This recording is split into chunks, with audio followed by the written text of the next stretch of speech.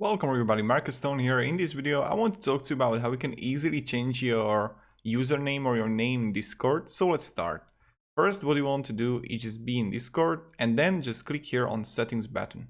What you want to do, you will see here streamer mode enabled. Just click on it and you will get here on streamer mode. What you want to do now is to disable the streamer mode. So I'm going to disable it now and then I will click on my account. And right now, when I'm on my account, I need to verify my email. You want to click on edit.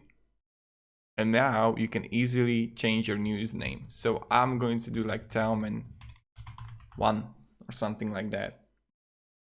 And just click save and just write here current password. So yeah, and this is how you can easily